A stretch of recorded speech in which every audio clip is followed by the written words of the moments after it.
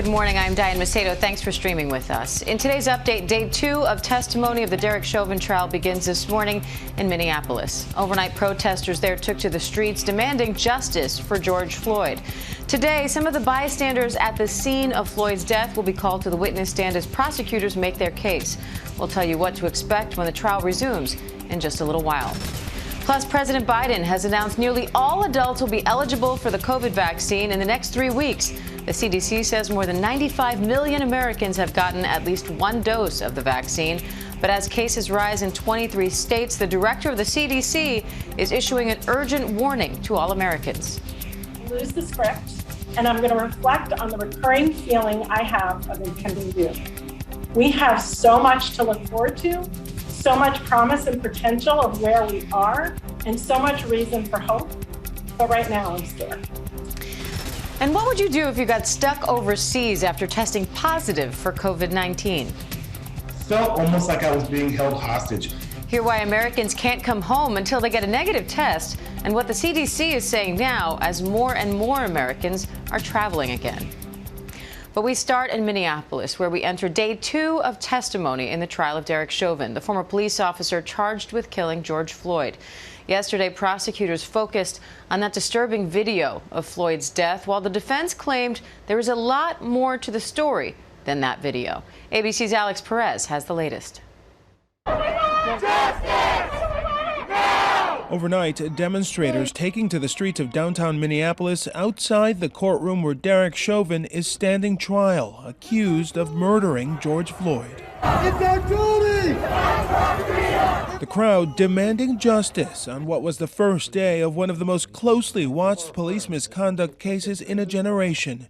In opening statements, prosecutor Jerry Blackwell saying the case is about one rogue cop, not all police officers, and quickly turning to that difficult-to-watch video of Chauvin digging his knee into Floyd's neck last Memorial Day after Floyd was accused of using a phony $20 bill. You will learn that he was well aware that Mr. Floyd was unarmed, that Mr. Floyd had not threatened anyone, that Mr. Floyd was in handcuffs. You will learn what happened in that 9 minutes and 29 seconds. Blackwell playing the video in its entirety for the jury, unedited. You'll see he does not let up and he does not get up.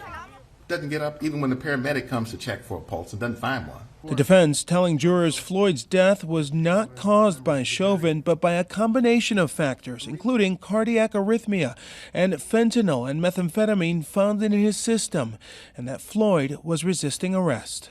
You will see that 3 Minneapolis police officers could not overcome the strength of Mr. Floyd. Mr. Chauvin stands 5'9", 140 pounds. Mr. Floyd is 6'3", weighs 223 pounds. Chauvin's defense calling the growing crowd of bystanders who were demanding Chauvin get off of Floyd a threat to the officers. They're screaming at him, causing the officers to divert their attention from the care of Mr. Floyd to the threat that was growing in front of them.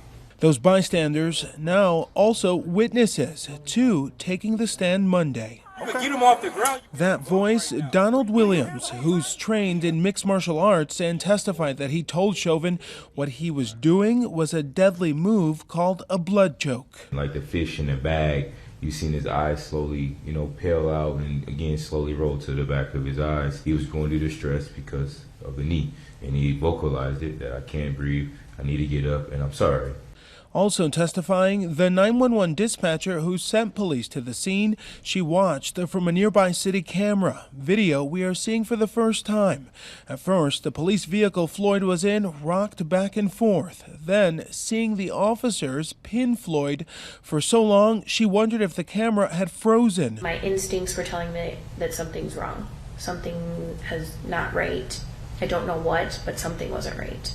She says as she became so concerned, she phoned a supervising sergeant. Prosecutors playing a recording of that call. You can call me a snitch if you want to. I don't know if they have use force or not. And Alex Perez joins me live now outside the courthouse there in Minneapolis with more. Alex, first of all, what's it like there outside the courthouse now? We saw that there were demonstrations in the past. We know there were some last night. What's it like there now? Yeah, Diane, a big crowd here last night, but right now there are no big crowds. But I can tell you there have been a number of people who have been coming out every day demonstrating outside of the courthouse here. Those demonstrations have all been peaceful, but they have been coming out here. They say they want to make sure that they're supporting the Floyd family. So that's why they're showing up, to show that support for George Floyd's family, Diane. And what are you watching for in court today, Alex? Well, Diane, we're expecting to hear more testimony from Donald Williams. You heard from him in my piece just a few seconds ago. He's also the voice that you hear in that disturbing video that we've all seen, yelling at Derek Chauvin to get off of George Floyd. We expect him to be cross-examined on the witness stand later today, and we expect to hear from more witnesses who took video of the incident. The prosecutor wants to make sure that video is admitted as evidence so the jury could consider it. So a lot of those people will be showing up on the witness stand, Diane. All right, Alex Perez, thanks for that. And let's bring in Law and Crime Network host and legal analyst Terry Austin for more on the trial and what we can expect today. Terry, good morning. Thanks for being here. I'd like to first get your take on how yesterday went, starting with the opening statements. The prosecution laid out their case that Derek Chauvin used excessive force against George Floyd and that excessive force is what killed George Floyd. On the flip side, the defense laid out their case that Chauvin did exactly as he was trained, that the officers were distracted from caring for Floyd because they felt threatened by the angry crowd of bystanders, and that ultimately Floyd died from a combination of his heart condition, drug use, and adrenaline, not the knee on his neck. What did you think of those competing statements? I thought actually the prosecution did a great job. Jerry Blackwell laid it all out. He used phrases like that Chauvin did not let up, he did not get up, and he did not do that until someone told him to do that, even though he knew that Floyd had no pulse, that he wasn't moving, that he wasn't resisting. So I thought the prosecution did an excellent job. He laid out the fact that it wasn't anything to do with drugs. It had nothing to do with his heart. The reason George Floyd died was because Chauvin had his knee on Floyd's neck. I thought that Eric Nelson did a decent job. He at least explained some of the issues to the jury, and he tried to say that there was drugs in his system, fentanyl, and he was explaining that there was a heart condition, but I think it's hard to get around that video. I also think that he made a mistake in trying to say that the crowd diverted Chauvin's attention from caring for Floyd. I don't think that went over well. So if I had to grade each of the openings, I would give Jerry Blackwell an A+. I would give Nelson maybe a B. I think overall the prosecution did a much better job. It seemed almost as if Blackwell anticipated that argument on behalf of the defense, though, by showing an image of the bystanders. It seemed like he was trying to prep the viewers and the jury to see, does this crowd look threatening to you in a way? But the prosecution, as you mentioned, they also wasted no time showing that disturbing video of the incident and laying it out before showing the video, explaining to all of us that you're going to see Floyd lose consciousness. You're going to hear him begging for his life. You're going to hear him saying he can't breathe. And as you said, repeatedly pointing out through all of this, 9 minutes and 29 seconds, Derek Chauvin doesn't get up and doesn't let up. So it seems like this will be the most difficult piece of evidence for the defense to counter in this case.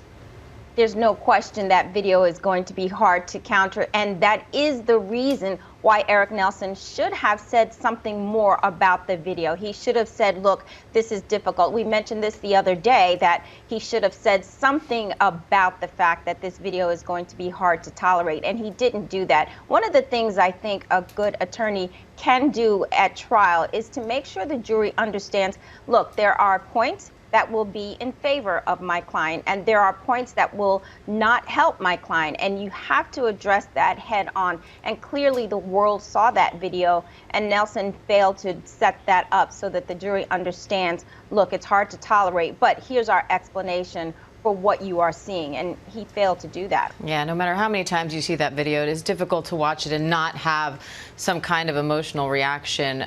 But for the prosecution, it seems their biggest challenge is going to be cause of death. We heard both sides talk about that yesterday. The medical examiner has already said that he can't say for sure that Floyd would not have died without that knee on his neck. So how do they prove that Chauvin played a big enough role to be guilty of murder or manslaughter without that finding by the medical examiner? You know, I think we'll have to see what the physicians say when they get on the stand, but I like the fact that one of the things Blackwell did was explain, these are the movements, the motions, this is what you saw in the video, and this is what we call, from a medical standpoint, you know, ABC, XYZ. You will see that he's having this reaction because the air is not going to his lungs. You will see that because you saw Floyd move in a certain direction, that's because he's trying to get air back into his lungs. So I think we saw Blackwell do a pretty good job explaining the medical evidence and explaining the fact that had it not been for that knee, Floyd wouldn't have died. He absolutely admitted, and I think this was excellent, and the jury probably appreciated the fact that, yes, he had fentanyl in his system, and yes, he's had a heart condition for a number of years, but none of those things killed him. What killed him was the pressure on his neck. And I think when you see the actual movements in Floyd's body and the medical explanation for what is going on at every second of that video, I think the jury is going to be able to make the connection. And that's what they have to do. They have to make the connection that no matter what else was in his system, no matter what condition his body was in terms of his heart, it was that knee on the neck that killed him. And I think the opening that Blackwell did was excellent at pointing out, look, all of this other information is smoke and mirrors. You saw he was moving in this way because he couldn't breathe. And that was only because of the knee on the neck. Yeah, Blackwell was trying to make the argument that one of the movements we see is him having a seizure, which results from lack of oxygen. I'm sure we're going to hear more from the medical experts as they come on and testify. But we did hear from 3 witnesses yesterday, a 911 dispatcher who reported the incident to a sergeant after watching it live on a traffic camera, a woman who worked at the gas station across the street from where Floyd was pinned to the ground and was one of the first, it seems, to start recording the incident, and then another bystander trained in martial arts. We saw him on the video in Alex's piece, and he repeatedly insists on that day, you can hear him on the bystander video, insisting with the officers to get off of Floyd. How important do you think their testimony was yesterday? Well, I think 2 out of 3 of those witnesses were excellent. I think Jenna Lee Scurry, who was the 911 operator, she was important. She was important because when she looked and saw that the officers were holding down George Floyd for so long, she said, in fact, I thought my screen had frozen. And I think that's an important statement. It surprised her that it was so long. And that is, in fact, why she called the sergeant to ask, look, I'm not sure what's going on. I don't want to be a snitch or anything, but this doesn't look right. She said her instincts kicked in. So I think it was important to call her as a first witness, because here you have not just a bystander, but you have a police operator, a 911 dispatcher, someone who is familiar with authorities, and even she thought something was wrong. So I thought that that was a good witness to put on the stand first.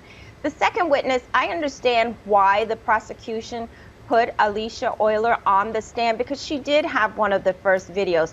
But oh my goodness, she did not want to be there, and it showed. She was not listening very well. She wasn't speaking very well.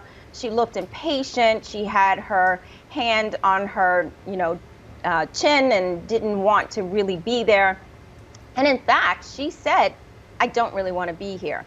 And so I don't think that the jury will take her information and do much with it, because she was so cavalier about the whole situation. And frankly, her video wasn't that insightful, if you ask me. I thought some of it was blurry, some of it was through the reflection of from where she was positioned.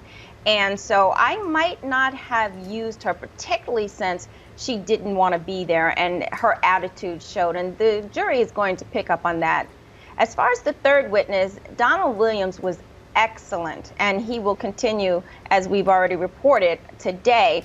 But he not only witnessed most of what occurred, but he has all of this expertise as far as a martial arts expert, and he understands what a blood hole is, and he understands what pressure to the neck will do. And the judge allowed much of that information into the evidence. And so I think that he's going to be a pivotal witness for the jury. Yeah, there were some technical difficulties toward the end of the day that cut the live feed, so they cut the day short. But we will hear again from Darrell Williams today, as you mentioned, Terry. Terry Austin, it's great to have you. Thanks for the analysis. We appreciate it. Thank you so much. And remember, you can watch the Derek Chauvin trial. We, again, will be carrying that live all day. It will get started around 10 a.m. Eastern right here on ABC News Live. And now to the pandemic, where the U.S. has passed another grim milestone. More than 550,000 people have died in this country from COVID-19.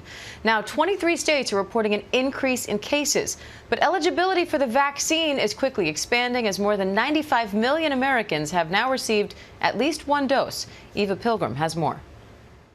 Vaccine eligibility expanding. President Joe Biden announcing that the vast majority of American adults will be able to sign up for the vaccine soon. At least 90% of all adults in this country will be eligible to be vaccinated by April the 19th, just 3 weeks from now, because we have the vaccines. To speed up vaccinations, the administration will open more mass vaccination sites and add 20,000 more pharmacies. The goal, to give most Americans access to a vaccine within 5 miles of their home.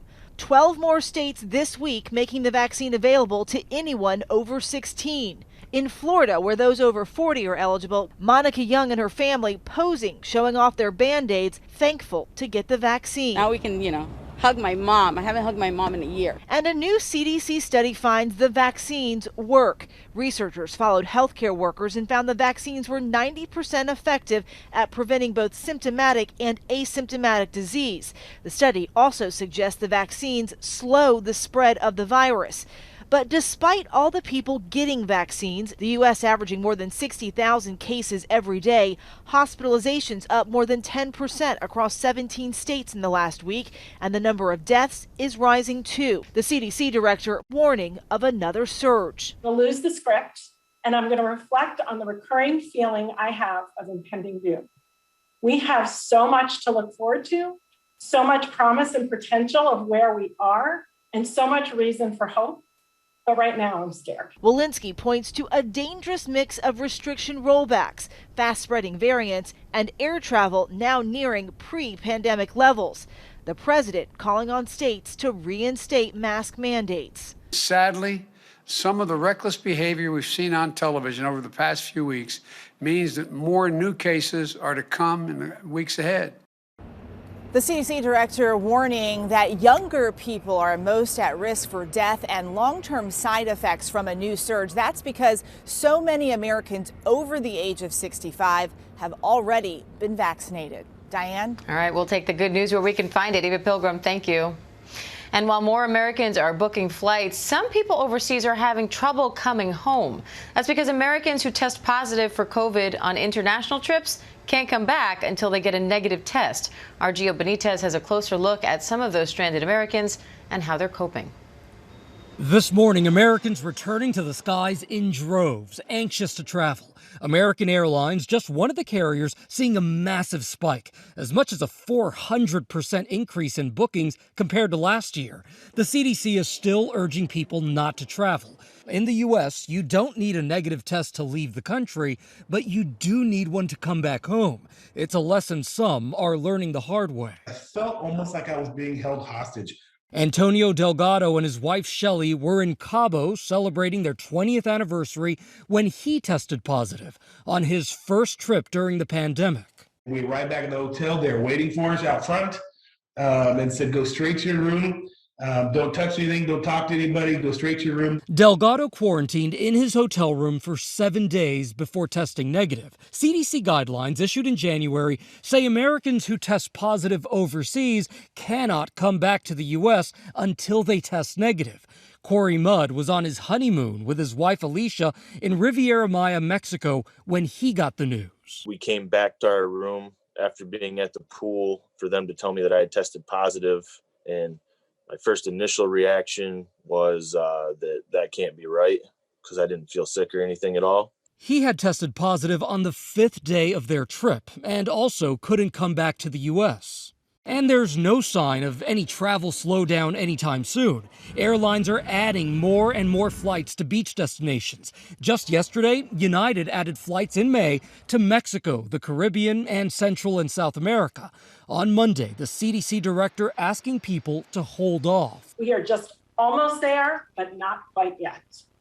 And so I'm asking you to just hold on a little longer, to get vaccinated when you can. Some hotels are betting Americans will travel anyway, some covering the additional cost if you have to extend your stay if you test positive on vacation, something Corey and Alicia Mudd relied on. It was one less thing that we had to worry about, that's for sure. We probably take it for granted that we didn't have to worry about that. Meanwhile, American Airlines says that it made the most money during the pandemic just within the last 7 days, and they expect to fly all of their planes by May. Diane? Gia Benitez, thank you. And police are warning about a spike in carjackings across the country. In one of the latest incidents, 2 D.C. teens were charged with felony murder and armed carjacking after allegedly using a stun gun on an Uber Eats driver, causing a crash that killed him. Why the pandemic could play a major role in these kinds of incidents after the break.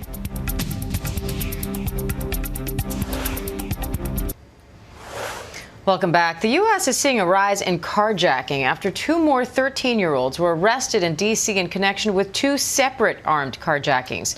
Now, this comes just days after 2 teens were charged with felony murder after allegedly using a stun gun on a 66-year-old Uber Eats driver, causing a crash that ultimately killed him. Here's ABC News correspondent Ariel Reshef with more.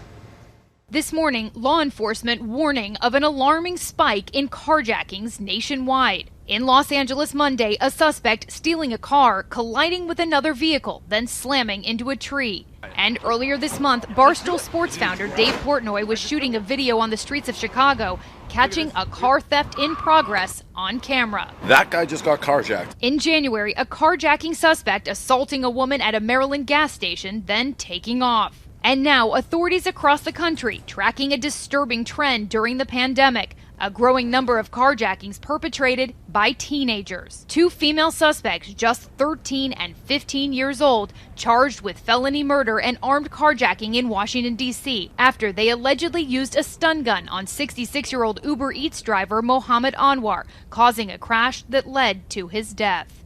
It's more than tragic. I don't even know if that word describes what happened. It's senseless.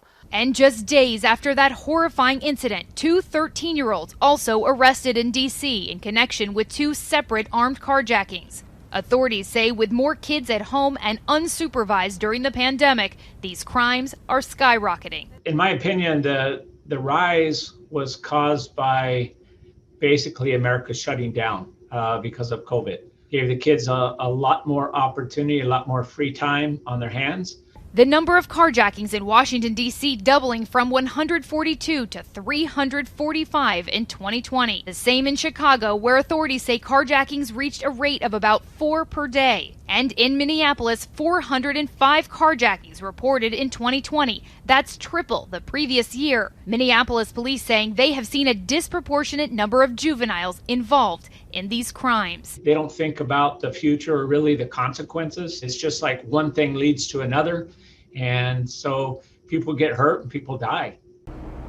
And Diane, authorities say carjackings can happen anywhere, but the most common places are gas stations, ATMs, and garages. Experts say if you are approached, you should give up your car and get as far away as possible.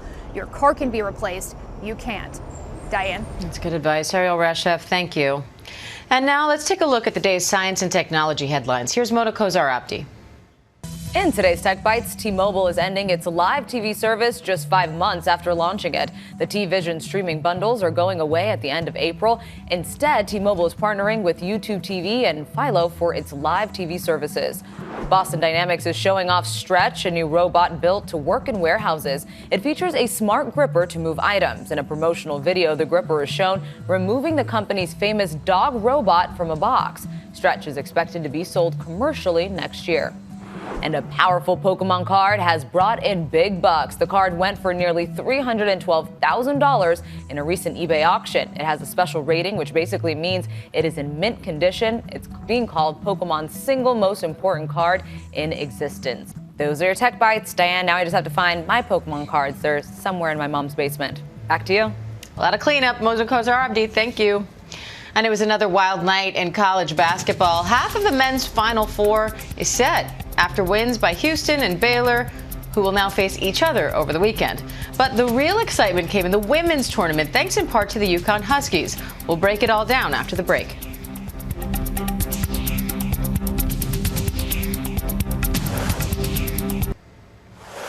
Welcome back. The Final Four is nearly set for both the men's and women's college basketball tournaments. We saw some nail-biters last night, and after tonight, we'll get to know who keeps dancing. Will Reeve has more. Overnight, the Final Four taking shape in the men's and women's NCAA tournaments. It's over. 12-seed Oregon State turning back into a pumpkin on their road to the Final Four. The Beavers' Cinderella story ending to Marcus Sasser and number 2 Houston. The dream is alive for Houston. The Cougars back in the Final Four for the first time in 36 years. It's been a long time coming. The Baylor Bears are back in the Final Four for the first time in 71 years. Also making history, number 1 seed Baylor, with the help of star Davion Mitchell, defeating Arkansas and now headed to the Final Four for the first time ever. The bigger the moment, the bigger she plays. In arguably the game of the year in either tournament, the UConn Huskies storming back to beat the Baylor Lady Bears, sealing their win with a controversial no foul call in the final seconds that even had LeBron James outraged. Freshman phenom Paige Beckers leading Connecticut to their 13th straight Final Four appearance. The team having some fun with legendary coach Gina Auriemma postgame. This is a pretty young team still, you know. And in the women's nightcap, Arizona making program history with their win. Arie McDonald scoring 33 points, sending the Wildcats to their first ever Final Four. Diane, tonight for the men, it's USC Gonzaga, then UCLA Michigan. Out of the remaining 6 teams, whoever wins, it's going to have been a long time coming. Baylor has never been here before, and the most recent winner out of the group is UCLA, all the way back in 1995. Diane? Brackets busted. Will Reeve, thank you. And now let's check in with Kenneth Moten, who's in Minneapolis, covering the Derek Chauvin trial. Kenneth, good morning. What's expected today? Diane, day 2 will start where an emotional day 1 ended, with witness Donald Williams' strong testimony from the man who happened to be walking by as Minneapolis police officer Derek Chauvin was digging his knee into George Floyd's neck last year. It just so happens he was trained in mixed martial arts and wrestling, and he testified how he yelled out at Chauvin as he tried to get him to stop using what he called a blood choke. Williams told the court he slowly saw Floyd fade away. Chauvin's defense will have their turn with this witness if it chooses. Today, prosecutors will continue to move this trial along, trying to prove that the former officer's actions were not normal police policy. Outside the court, more demonstrations are planned. Judge Peter Cahill has been serious about transparency during this trial. How serious? Yesterday, when the court fees went down, the public couldn't see, so the judge recessed for the day. Diane? All right, Kenneth, thanks for that. And that does it for this ABC News Live update. I'm Diane Macedo. Remember, we will have live coverage of the Derek Chauvin trial as testimony is scheduled to resume in just a little while. We'll see you then. Stay safe.